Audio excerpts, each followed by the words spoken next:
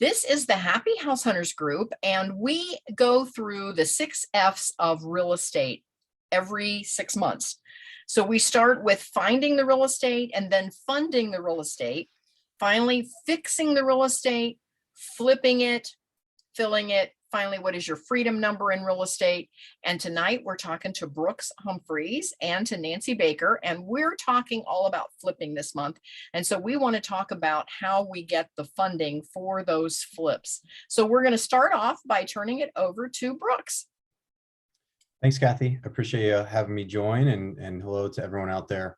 Thankful to be here tonight. So my company is Wildcat Lending, and I'm not sure if anyone's familiar with Wildcat, but we started in Texas, expanded to Ohio in 2019. So we've been open for business in Ohio, and our primary market is Columbus, which I know that most of you guys are located in Columbus. So we've grown quite a bit over the last 2.5 years. So I'm not sure if anyone out there has done a deal with Wildcat, but if you did, hopefully you had a great experience. And we hope that you'll continue to bring your deals to us. So Kathy's asked me to speak, I'm going to go through like hard money 101, I call it. And the way that I encourage, people, if you've heard of hard money, a lot of times in the market, it has a negative connotation, and it's expensive, right? It's expensive funding. And in short, it's short-term loans for real estate investors.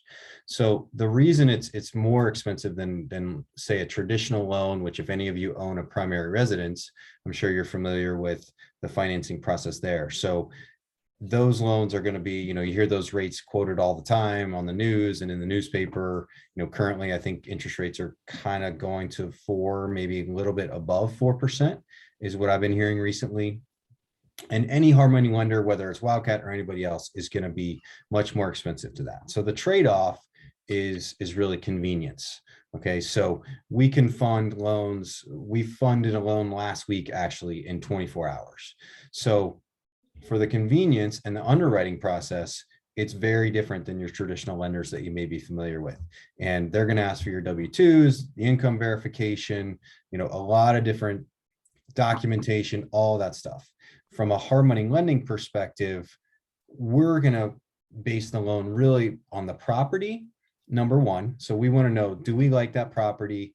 And because it's considered an asset-based loan. So the asset is the real estate that secures the loan, as opposed to a personal guarantee or your W-2 or your income. So we're just securing the loan a little bit differently, and that's why it's a little bit more expensive. So the way I encourage people to think of it is it's simply another tool in your toolbox that you're using to, what Kathy said, to flip houses.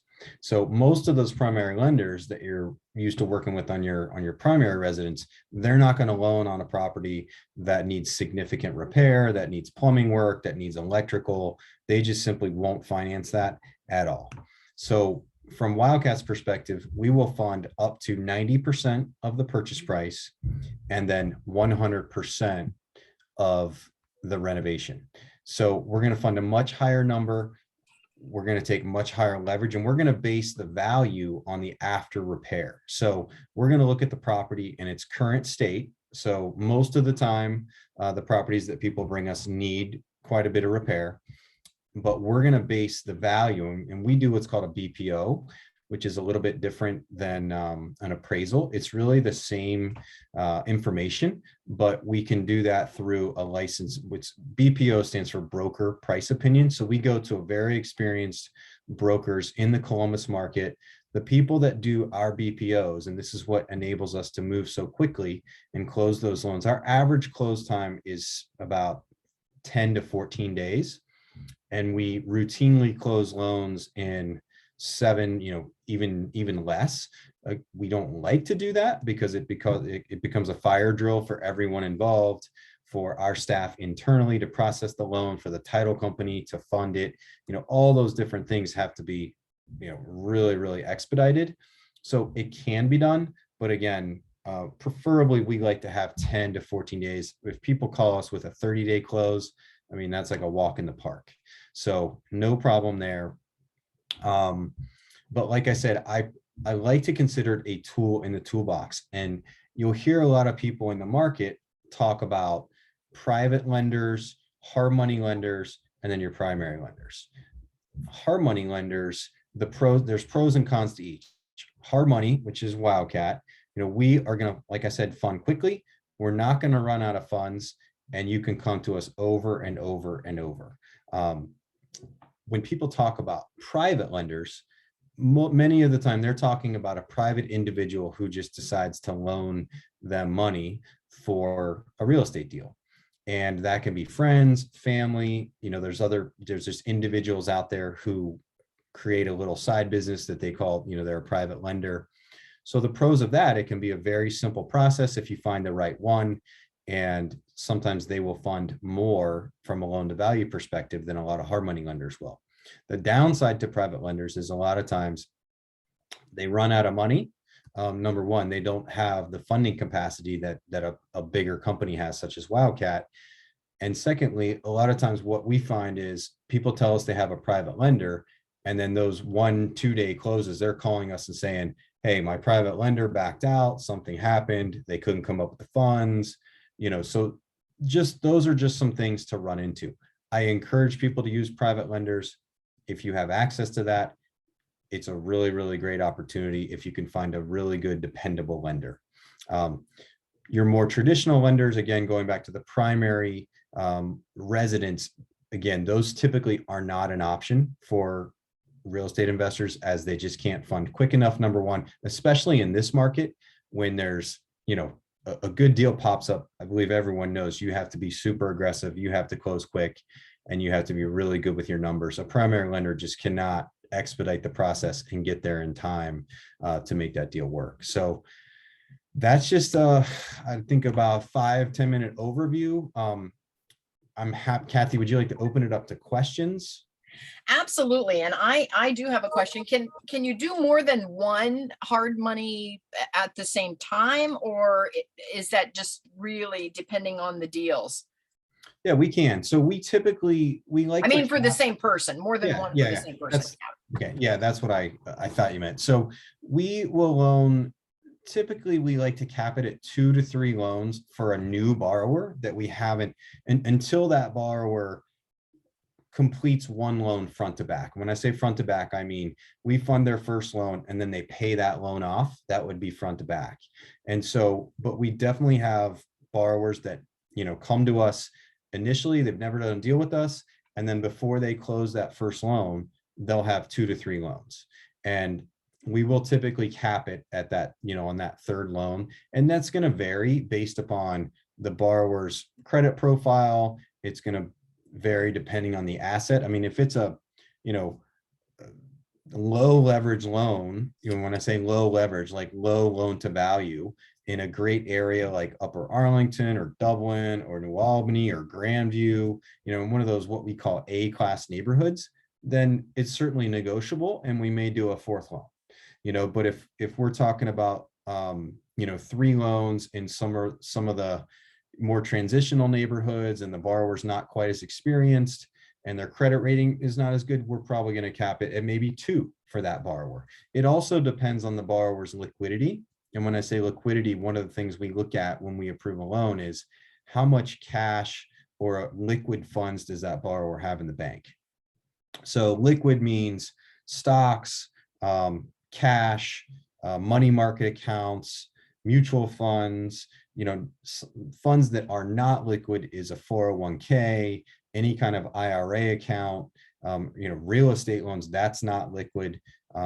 So does that make sense? So it's a definitely several variables that we take into account. And the way I always like to tell people is we try to use common sense. We don't have a black and white piece of paper that says, there's 5 bullet points and this is, it's take it or leave it. You have to do these 5 things. We will try to understand that person's business, their background, again, their experience level. When we take all those factors and we try to make a smart business decision. So we really try not to say no. We really do. How do you determine with your broker price opinion? How do you have those folks on staff? Is it just folks that you generally use? I mean, how do you come up with the actual broker price for a property? Yeah, so we use a brokerage called Beckett Realty Group. They're Okay. So I'm not sure if you've ever heard of them, Kathy, but uh, Matt and Kelly Beckett. So they used to be called the Beckett team. They just recently rebranded as Beckett Realty Group, just January 1st of this year. So the Beckett team, they are one of the largest REO brokerages in the United States. So REO stands for real estate owned, and when banks take houses back through foreclosure, they do the same thing. They hire a broker and have Okay. what's, and have the broker do that BPO. So the Beckett team and Matt and Kelly Beckett, they specialize in valuing properties, estimating rehabs. And so they are by far the go-to place in Columbus and really in Ohio for that type of process. And they've done thousands and thousands of them for the banks. In this market, there's very few REOs available. So their REO business is not what it used to be, just because there's not a lot of foreclosures in this market. But their experience goes back 25 years. And so that's who we use to create our values. Well, I'm kind of curious also, because again, I work with a lot of newbies in the real estate investing arena. And some of those folks, they're just learning the ropes and they're learning how to figure out what the rehab costs are going to be. And so if one of those folks comes to you and they say, okay, we've got this house and here's what our rehab cost is going to be, how do you kind of vet that, if you will, on whether they can get through that rehab on that amount of money? Do you have a team that goes out and actually looks at the house and decides if in fact that amount is enough to get them across the finish line?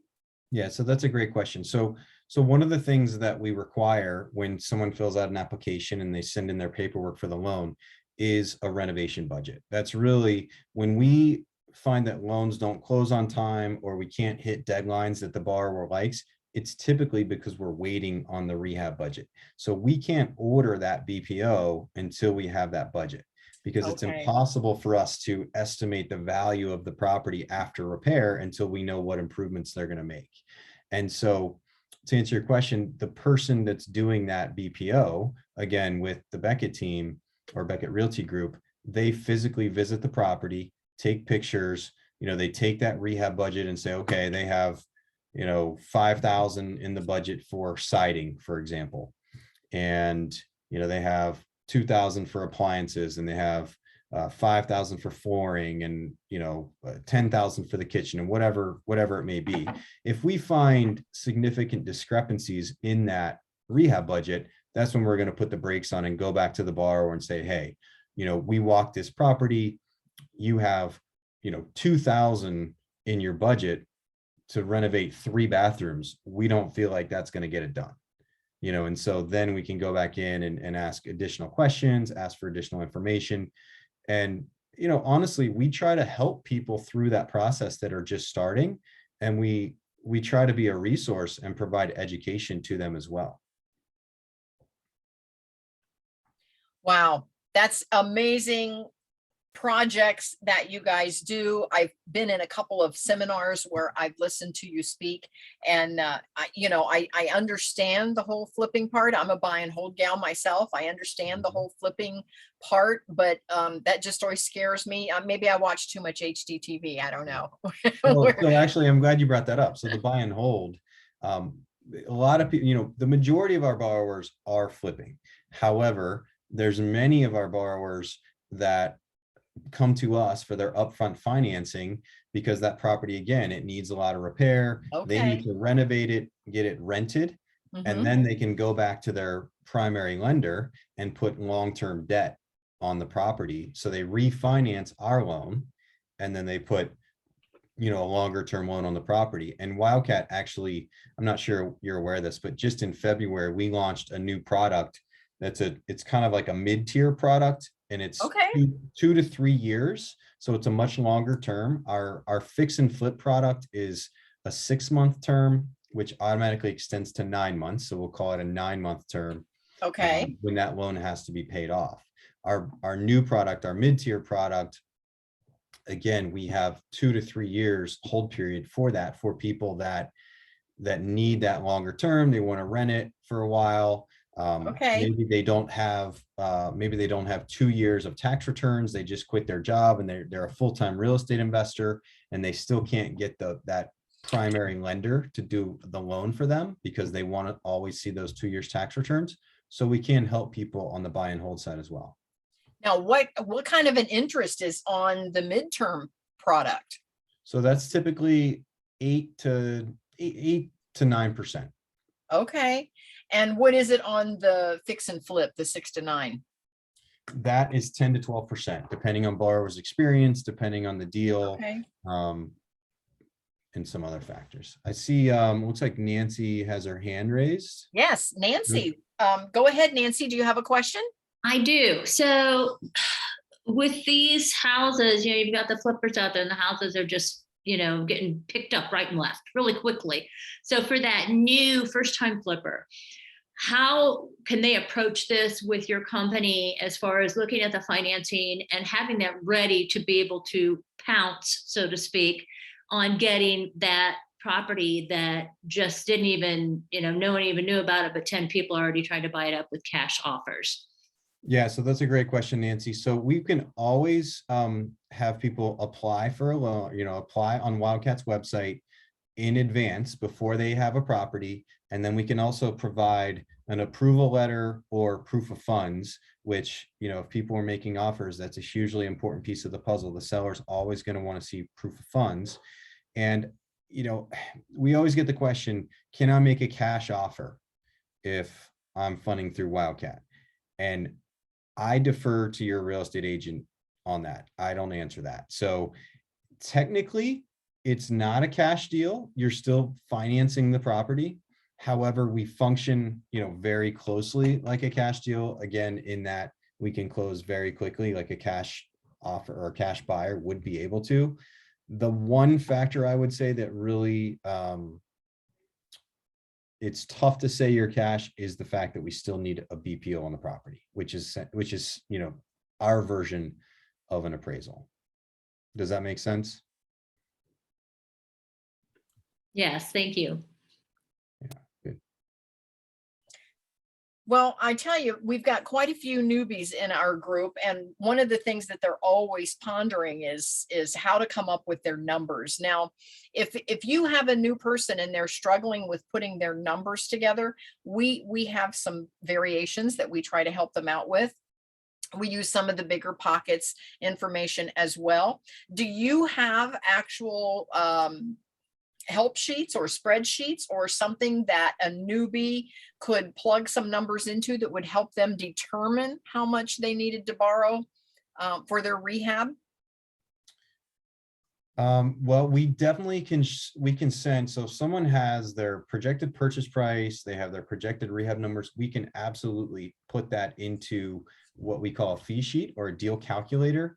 And it will Okay, show you how much money you're going to bring to closing. It will show you every fee associated with the loan down to the penny.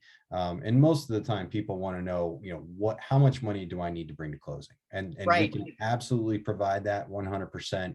And I want to make sure I understand your question. We don't provide kind of like a rehab calculator, if that's what you meant. No, so they would have to actually put their numbers together and bring to you. But then once you did your BPO, if you found that their numbers maybe, like you said, weren't quite on target, do you give them some coaching or do you kind of lead them as to how much they should adjust? Yeah, absolutely. So, one of the things I was talking to Kathy about before the call started is that, we like to be consultants, and we really, our business has grown exponentially over the last couple of years, not only in Ohio, but across the country. We started out in, like I said, in Texas. And by the way, I am local to Columbus, and I should have said this at the beginning, but I'm a partner in the company. My responsibility is I essentially run the Ohio market. And I have a loan officer named Alex Rose. His email is alex@wildcatlending.com. I will put this in the notes. But Alex, if you guys end up doing a loan with Wildcat, you would work directly with Alex. I'm more than happy to take phone calls, respond to emails, whatever I can do to support you. But you would work directly with Alex. Alex is out of the country. He was going to be here tonight, but he's on a well-deserved vacation in the Dominican Republic. So I'm filling in We for used him. to like Alex. We don't like him now. Well, I hope he's having a good time, because Alex will answer his phone at Yes. 10 o'clock at night. He'll answer it on a Saturday at 4 o'clock. I mean, he really does provide great service, and that's how we feel that we really try to separate ourselves from other companies out there. And so we are local, like I said. And so absolutely, Kathy, to answer your question, if your numbers don't add up, and we always ask people for their opinion of the value when they come to us with the loan. We say, okay, what's your purchase price? What's your estimated rehab? And where do you see the value coming in? And we can provide a 30-minute, evaluation. And we do this all the time. And we get back to borrowers in 30 minutes. Sometimes it's 5 minutes. And we say, hey, we're not seeing this ARV. Here's kind of where we have it without doing a formal BPO, but here's where we see it. And we think you need to be here on your offer, or maybe you can cut your rehab, or wherever it may be. And we try to prepare people before they even go into contract, because we don't want them to go in and spend more than they should, or make an offer over what we feel is the value of the property and get in over their head. And so we are happy to do that. We do it all the time. I mean, every single day we're taking phone calls. We're saying, hey, let me look at it. We'll get right back to you. And that's what we try to do for people. Now, when do you want to talk to these investors? I can just see maybe a newbie getting a little overzealous and going ahead and making an offer on something, and then coming to you, and now they've already got maybe an accepted offer. How do you handle that if their offer is a little off? So we just try to educate them. Unfortunately, there's nothing we can do. If they're in contract already and they come to us and we think their numbers are not in line, it doesn't mean we won't do the loan. It just might mean they're going to have some more liquidity to come out of pocket, because they may be offered too high on the property, and our loan to value is not really where we want it to be. So I spoke before about the 90% of the purchase price plus renovation is what our, Right. So let me clarify that. So we will loan up to 90% of the purchase price plus 100% of the rehab, or 70% of the loan to value. And we run that calculation both ways, and then we take the lower number of the two.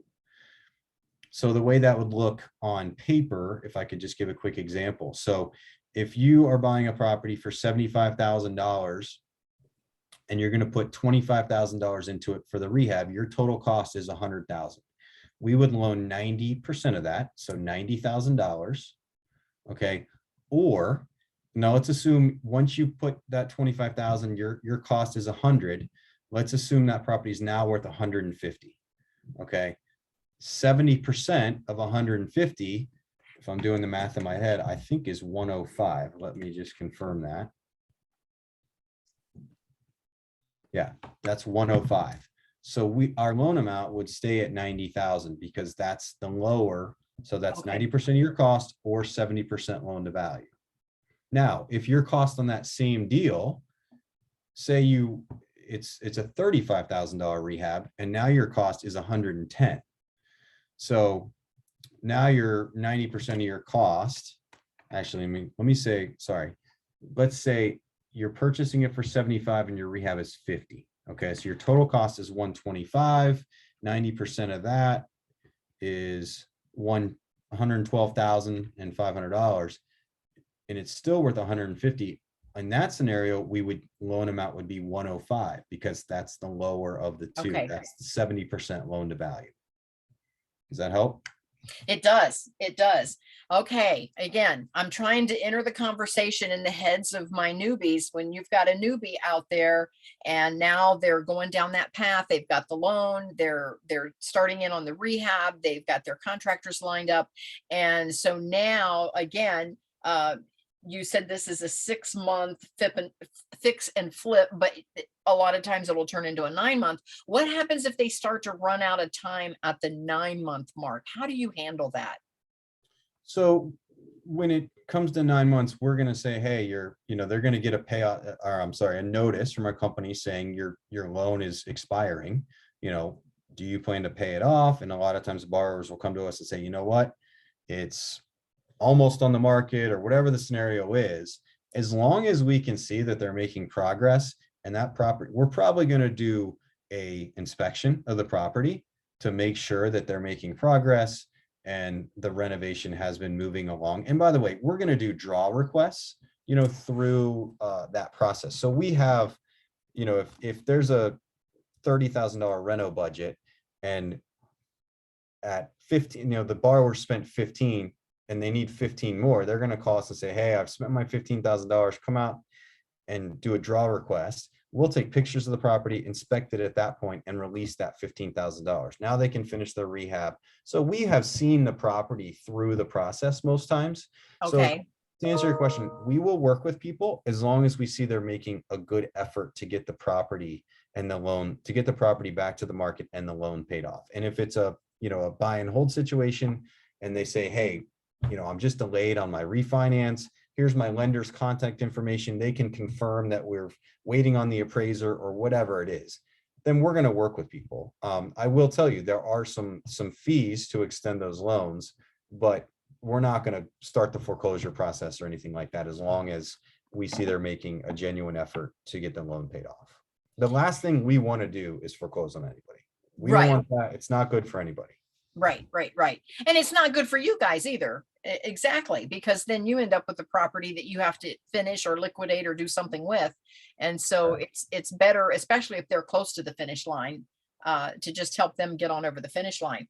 Now, if we have some new folks listening and you've heard those interest rates, gosh, I'm gonna kind of tell how old I am here. I remember when I was in my 20s, good interest rates were in the teens. We were excited to have interest rates coming down to the teens when we were buying our first home.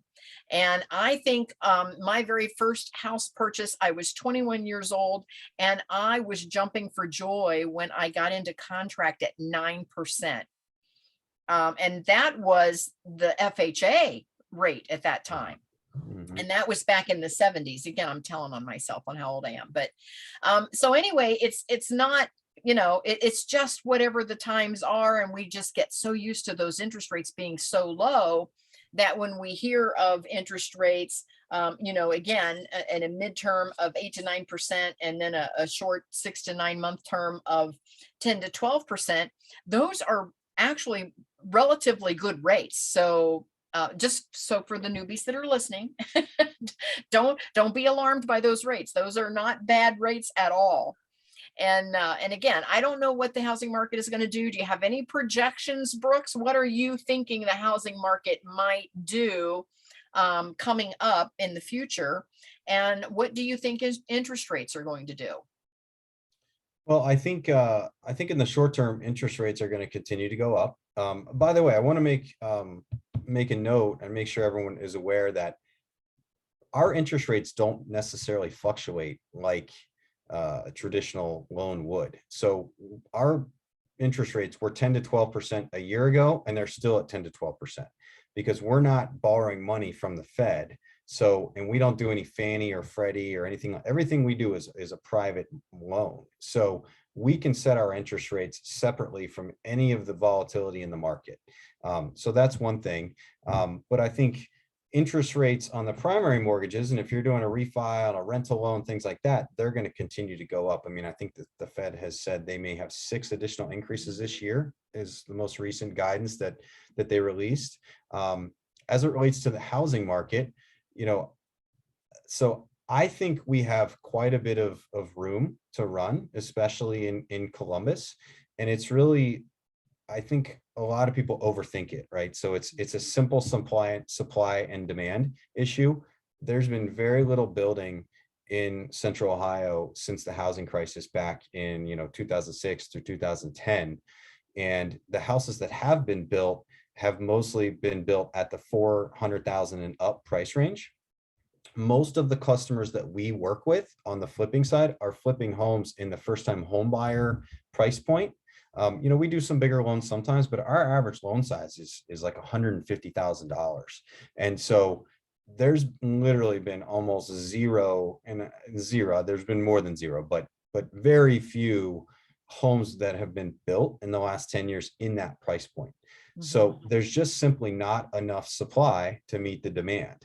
And when you look at the demographics of the millennial home buyers, which the millennials is the largest generation in the history of the United States, and they are not quite to their prime buying years. If you look at their entire demographic of the range, I think millennials were born between I think it's around 1980 or 1981, and I can't remember when it ends, but the demographics just point to the fact that demand is not going to slow anytime soon. And with the lack of supply out there, I don't see it changing, unless there's some black swan event in the economy. Obviously, the war in Ukraine is not great for the economy. But I don't have a crystal ball, but I'm an investor myself, and I can tell you I am full steam ahead.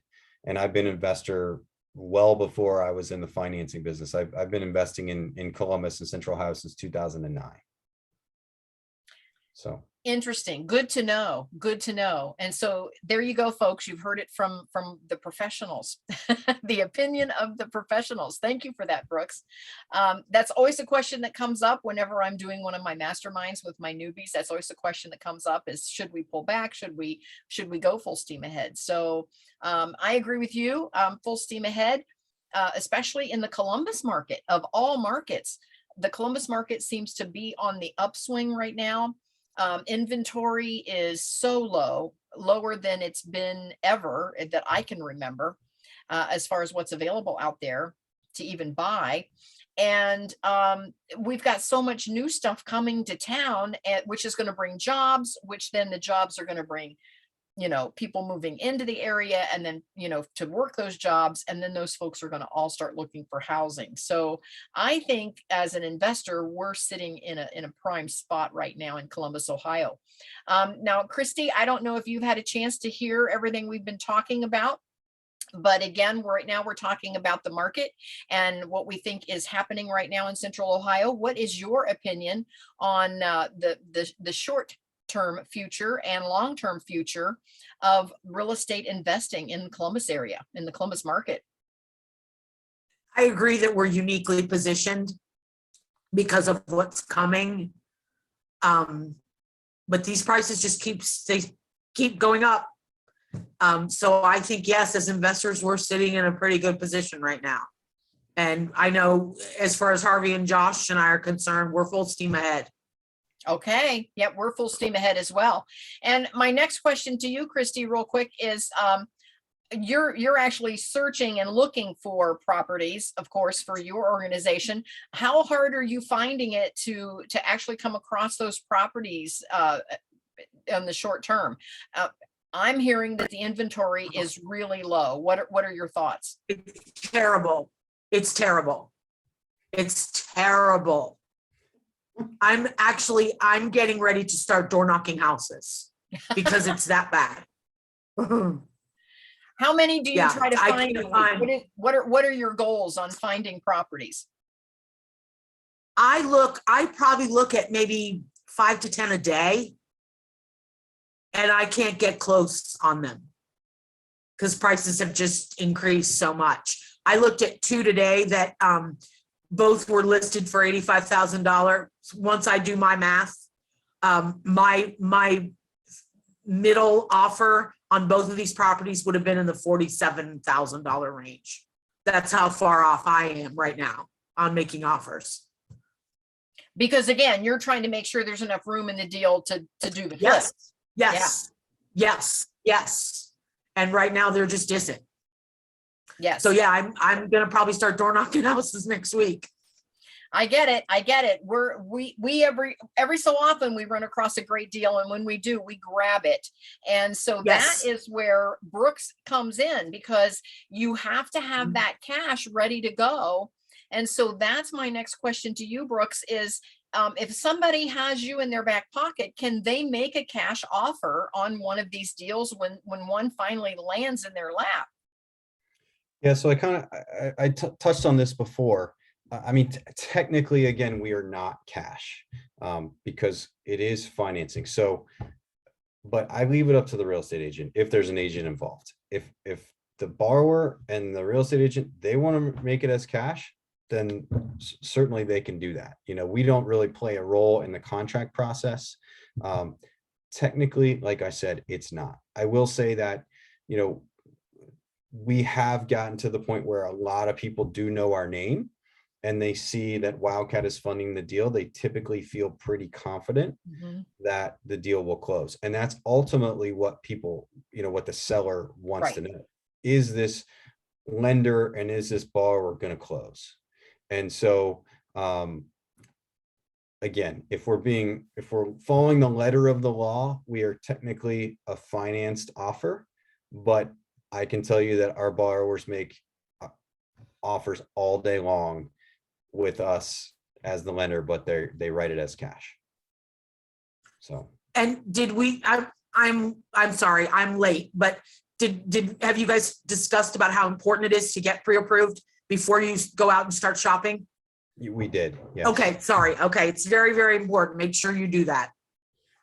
Well, yeah, because when it finally gets to go to the closing table, it goes fast. A lot of these offers and a lot of these deals, they just go so fast. The last one we did, we were able to offer cash. It was for a property in Hocking Hills of all places.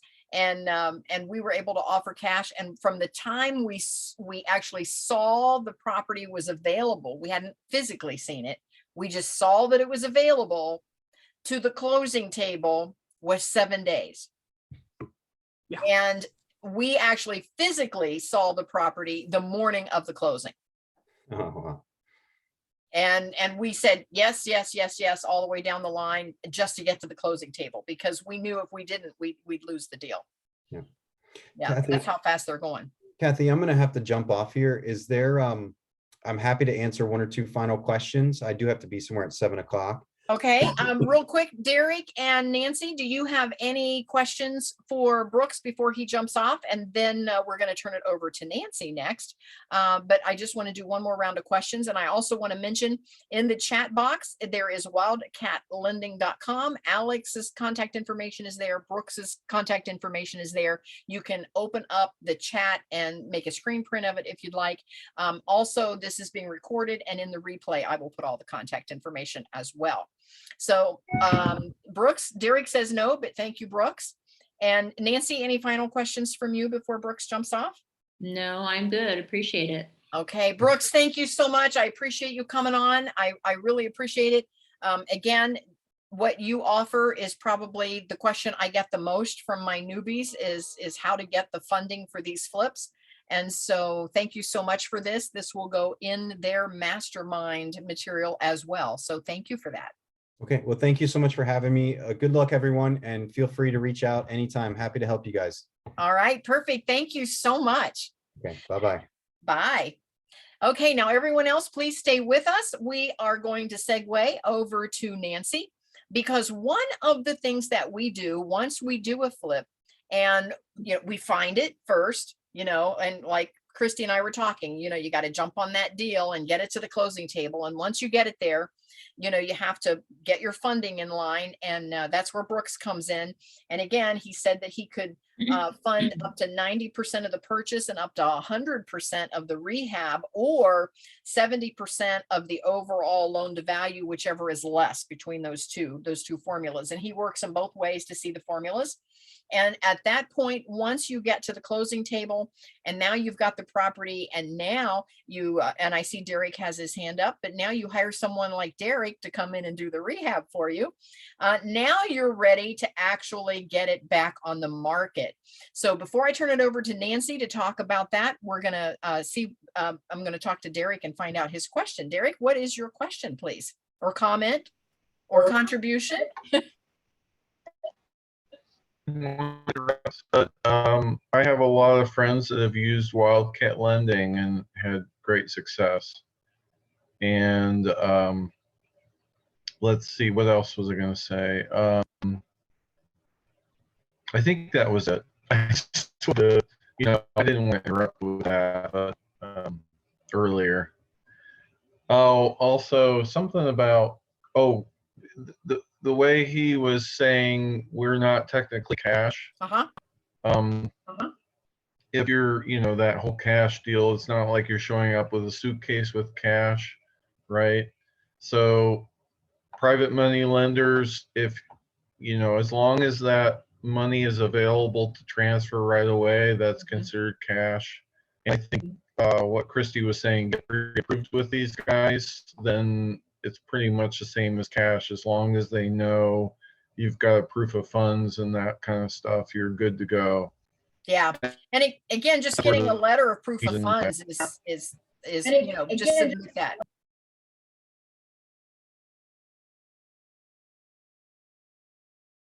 Yep. Derek, are you still there? Did I lose you? Oh, it's just a slow, I'm having trouble with my internet, sorry. But yeah, that's all I had though. Okay. Perfect. Thank you. Nancy, welcome. We're glad that you're with us tonight. Thank you so much. I know that Brooke Lawrence said that she had a crazy busy schedule today. I get that because I tell you what, these properties are just flying these days. It's, as soon as one is ready, it is in contract. So tell us how we can make the properties look better, sell faster. Not that we can, not that we need them to sell too much faster because they're selling pretty fast as it is, but what can we do to get the best dollar out of that rehab project? Good question. Thanks for having me, by the way. And I'm glad I could just jump in here and fill in for Brooke. Yeah, she just crazy today. And my guess is she had a lot of D stages. So the properties are going. My company is Simply Stage Design. So I'm a home stager and designer in Columbus, service Columbus and surrounding areas. What we're seeing today is really what you guys are seeing, that there's not enough inventory. And the houses are getting bought up as quickly as you can say, can I have it? So, and a lot of people are saying, a lot of realtors are saying, well, okay, that's what's happening. Why do we need to stage it? I don't understand. They're just flying off the market. People are snatching them up. They're buying them or renovating them, so on and so forth. Well, a lot of the flips that you see in Columbus, as you know, they were homes that were probably built, a lot of them back in the 1800s, early 1900s. And a lot of that, the layout of the home is obviously being changed.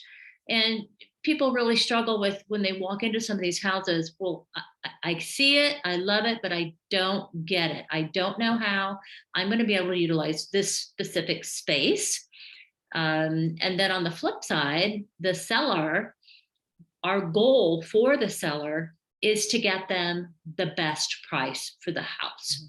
So you can look at a house that is not staged. I go online all day long to the MLS and I look at these houses, and some I just cringe. I just go, wow, someone actually picked up a camera and took a picture of that and put it out for the public to see.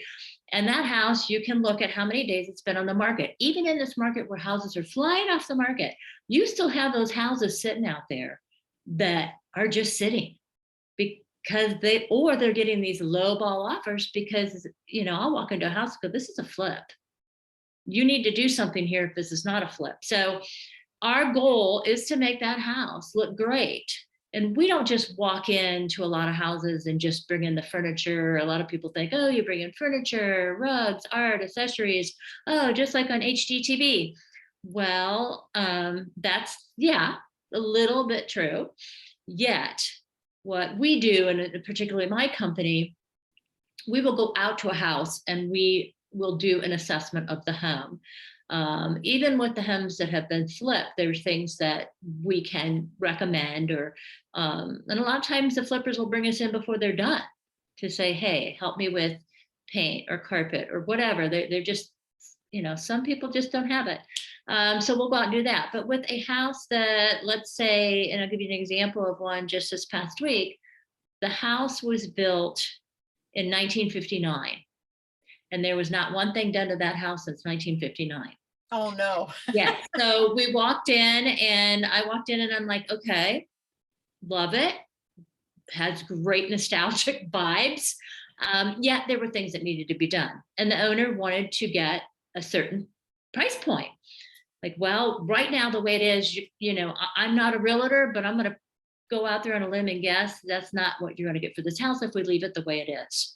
So recommendations were made, and it included painting, finishing the basement, and changing out carpet and all that stuff, cleaning up the landscaping, cleaning the windows, removing the screens, changing out light fixtures. All of that goes into staging. So once that was done, then we went in and staged. And the owner did, it sold, boom. I mean, it was like a fight. He sold 30,000 over asking price. Wow. Amazing. And he didn't spend 30,000 to do those He improvements. did not. And I can tell you what he spent. Overall, with everything included, I think it was about, I'm talking paint, carpet, staging, everything. I think it was like $4,500. So people think, oh, why do I want to stage? Why do I want to put that in? Because you want to stage because it's going to get, yes, it's going to sell fast. Maybe it won't, but we want it to sell fast, but we want it to sell for more money. If you do not stage a home and it's sitting there on the market, what is the first thing your realtor is going to recommend? Let's lower the price. Mm-hmm. And what amount do they lower the price? $5,000 to $10,000. So why would you lower the price for $5,000 to $10,000 when you could have staged it on average $3,200 and sold it for $10,000 over the asking price? Okay, so what are you out? You're out nothing. And this is what we try to convey and get people to understand. A lot of realtors are afraid to make that recommendation because right now they don't want to lose a client. So we always say, let us come in. We're the bad guy. We are. Let the realtor sell the house. Let us get it ready to be sold. And when I go into a house, I'm very upfront, straightforward. We need to change the carpet. I've walked into people's homes that they've lived in and removed every piece of furniture that they have, put it in their garage. I come in and stage it. I don't care if they live on it. It's not going to be there for long. And the house sells, boom. So it does make a difference. It makes a difference, especially in today's market, to get more money. It makes a difference to get that house sold quicker. It makes a difference with flips, because a lot of the flips, the layout of the house has been changed and a lot of people cannot see what to do with that. We have an eye, we're trained, we have an eye to see what we can put in those special spaces and bring in, earlier you talked about the millennials and this generation, it's crazy. And if there's millennials on this call, it's okay. I'm not, anyway, I'm just saying they want move-in ready. They want it to look perfect. They want repost gray with white trim and, they want it all. They want to walk in and they want it all. Now, they don't even care if, and I'm going to say this and I might not want to, there's sometimes the quality's not there, but as long as it looks good, that's what they're looking for. So They want it turnkey. they And want I it get that. turnkey. The older I get, the more I think I'm a millennial because Me too. But this house I told you about earlier, the woman who bought it, she bought half my furniture in this house because we kind of took it to that mid-century modern style. And after a lot of the renovation and stuff, it just kind of blended with it. And she's like, this is just fantastic. So she bought half of my inventory that was in that house. So they do want move-in ready. They want everything in place and for it to look wonderful the day they move in. now what do you do if you go into a house that somebody is selling and let's say it's not a flip, let's say it's a house that they've lived in for a while and they have it already furnished and they don't want to get rid of all of their furniture. Of course, I can understand, clearing out and thinning out, but if there's some pieces you can use, can you work around someone's furniture as well, or do you want a clean slate? No, we do work around other people's furniture. I'll give you an example again. This house was in Upper Arlington, and the people lived there for 40 years, so they had a lot. So the first stage was brought in an auctioneer. They took some things away. Second stage was I brought in a moving team, and we packed up things, and she rented a storage unit, and we moved some of the stuff to the storage unit.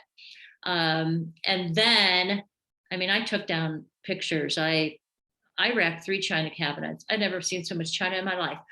But yeah, then I brought in a few pieces to accent her pieces. We even took her kitchen table away, but we brought in a smaller one and art and fixed up her little 4-season porch and made it really cute. And her living room, I did not bring any pieces into her living room except for pillows, throws, rugs, accessories, art, and fake plants. Okay. And it just opened it up. Now, before we did that, I brought in the painter. I had him paint the walls, the ceilings. It needed something fresh. So yeah, I'll use what they have and I'll brighten it up. I mean, everything in her house was brown, brown, brown, brown, brown. Mhm. That just, my mind explodes when I see brown, brown, brown. So we got rid of as much brown. Her husband wouldn't let us take his recliner out. He said he'd have to move out if I did that. So we didn't remove his recliner. And you were like, okay. Whatever, whatever. So we put a nice colored throw on it, a nice bright pillow, and went with it. But that house never made it to the market. Realtor knew it was coming on. They were approached. They were offered way over what the asking price was going to be, and it was sold without even going on the market. Wow. So it's so important. I just can't say it enough. It's so important. And I think realtors need to just get used to saying, yes, I'll represent you to sell your house. And what comes with me representing you is I'm going to bring in an expert stager to walk through your home and give you a staging report, which is just homework for them. Things that I'm going to recommend they do that's going to bring in the buyer. Everyone looks online for houses. They look at the pictures. Mhm. That's how we shop for houses these days. So we got to make those pictures look phenomenal. That's why we're here, and that's what we're here to do. And we'll do that with any house, doesn't matter. Now, do you actually take the pictures once it's staged, or do you have a professional photographer do your pictures? What happens at that point once it's Yeah, staged? we always use a professional real estate photographer. Okay. I have one that I offer with my pricing. A lot of realtors already have them and they prefer to use their photographer. So yes, don't ever put a picture out there on an MLS that has not been taken by a professional real estate property photographer. People can tell, they can see right through it. That also tells the buyer that what's going on here. They're trying to cut costs, there's something wrong. You want it to look fabulous. And that's what those photographers do. They are experts. They can make anything look like $1 million. So yes, always use a professional photographer. Now, I do have another question for you, Nancy. If folks want to get in touch with you, how can they touch base with you? And what is your actual company name? My company name is Simply Staged Design. And you can go to my website, which I'll type here in the notes, or give me a direct call. Either way, you can contact me through that. We're happy to set up, even if you just want to meet for a cup of coffee and talk a little bit about what I can do to help you in your business. Or if you've got a house that you need me to take a look at, at any stage, feel free to just give me a call. I'm always available, even if I'm staging or destaging or driving a U-Haul. I do that a lot where it's hard to hear, but I'll answer that phone. I'm really good at that, driving a U-Haul and talking on the phone, multitasking. Yep, I get it, because you've had lots of practice. I have had lots of practice. So I'll go ahead and type my information in here so everyone has it. Okay, put that in the chat. We'll watch for that in the chat.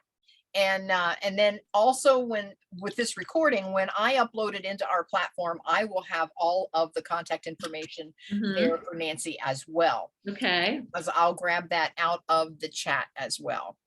And make sure in the chat that you might make it to everyone instead of just the panelists. Sometimes you have to click the little button there before you hit send.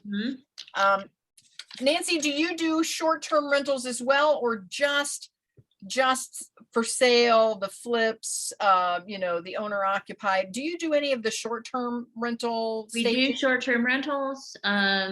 We will do, VRBOs, whatever. Okay. We can also manage those as far as going in, completely furnishing it and managing the property. Whatever you've got, we can do that. Yes, absolutely. So you actually manage if it's a short-term rental, or how about a mid-term rental, like the visiting nurses that are there for maybe 13 weeks or something? Yes, any type of rental, VRBO, whatever. If you've got something like that, that all falls into that same bucket. Okay. We furnish it, everything down to dishes, silverware, whatever. We have a list of everything we know or we feel needs to be inside that rental. We send in the cleaning folks daily, or however it's being rented. You manage the lockbox, whatever. So yes, we will do that also. We get a lot of calls for these type of rentals where people are just now getting ready to start renting, and now it's time to furnish it. So, give me a budget, give me your credit card, and I will go out and I'm happy to shop for you. It's the favorite thing I like to do. I get it. Now, can you give us just some ballpark numbers for folks that are listening? We've got a lot of newbies. We've got some folks that they found the property, they're in the middle of the rehab.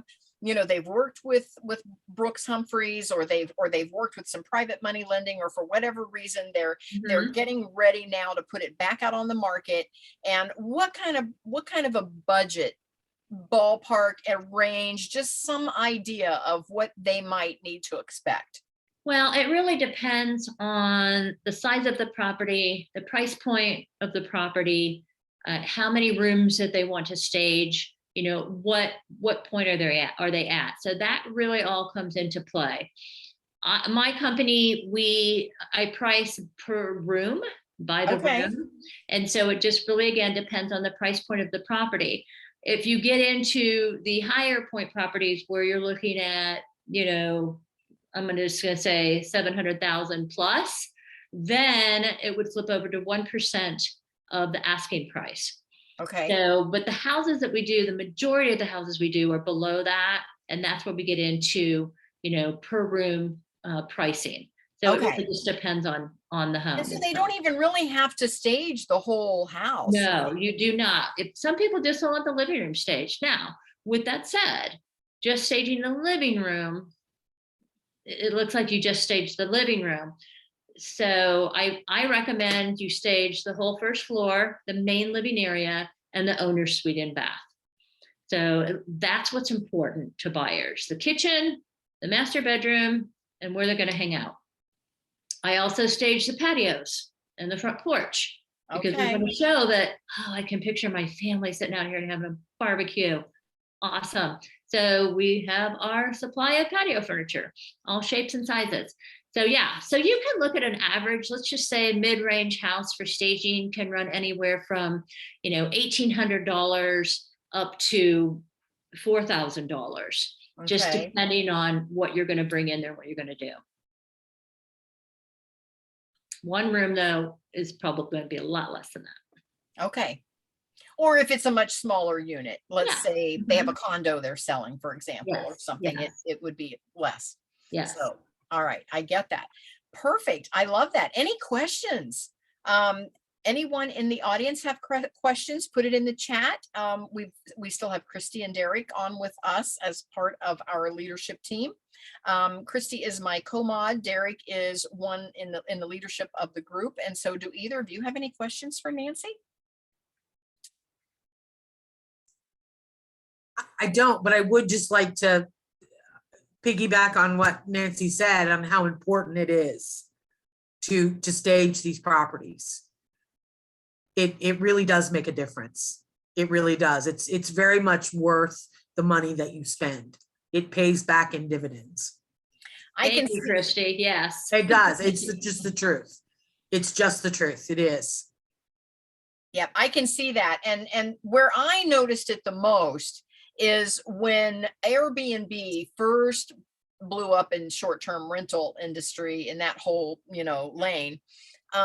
Folks were putting, their back bedroom on, they were putting, a futon in the breezeway on. And now folks are actually buying beautiful homes just to use on Airbnb in some of these, touristy areas, and they're beautiful. And Yes. so now, we've adjusted, and that's the kind of an Airbnb we want. If we're gonna spend that kind of money, then we want it to be really, really nice. Yeah. And so I ponder sometimes how those folks that aren't staging or are not doing professional photography, how well they're actually doing in the marketplace, because their competition that is doing the professional photography and the staging is just head and shoulders above them in the listings. And they're bringing in a much bigger price point, a much bigger ticket, and folks are paying it because they want a place. If they're on vacation, that's what they want. Mhm. Right. That's Right. that's how they want to live for a week. And They they don't want get- something that's comfortable, that's clean. It just makes such a difference. I see a lot of those where someone's like, I had a room for rent or a bed for, I'm like, holy smoke, there's no way I would lay in that. So it makes such a difference. I've rented many Airbnbs, and I am so particular when I walk in these Oh my God. places, probably more than others, but what the heck. And after an hour, I get there, I calm down, and then I can enjoy the rest of my time.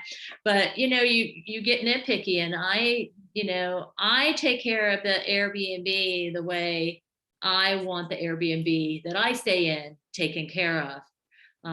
I want it to be clean. I want to feel like it's clean. I want to be able to feel comfortable when I lay my head on the pillow and sit on the sofa. So it's important. It is. Yes.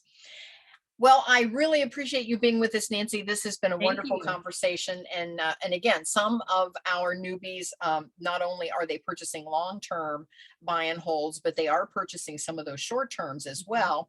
And then we have a certain amount in our group that's doing flips. They're buying properties and getting them ready to put back on the market. And a lot of times, with the cost of the materials these days, first of all, the cost of just getting the property, then the cost of the materials to do the rehab. And now when they're trying to get to the closing table, they need to get the top dollar out of that to offset all of their costs. So this is a way that they can do that. So I really appreciate you coming on. I love everything that you had to say. I am going to get in touch with you sometime later, because we also have a short-term rental group that we would love for you to share your information there for some of our short-term renters. Great. Happy So- to help. Thank you very much for having me. Yes. Appreciate it. I love it. So thank you so much. Any questions from anyone before we go? Again, Brooks Humphreys' information is in the chat. He put Alex's contact information in there as well. And then we have Nancy Baker's information in there, simplystagedesign.com. And Derek says no questions from him, but thanks. He said, yes, staging is worth the investment. So yes, absolutely. So I want to thank everybody for coming. Christy, thank you for jumping on. Love seeing you. We need to hook up for lunch soon. And Nancy, thank you again. And Derek, thank you for being on. I want to thank the folks that are attending here today. Adrian, Sherry, thank you so much for being with us. And we will see everyone next time. Bye.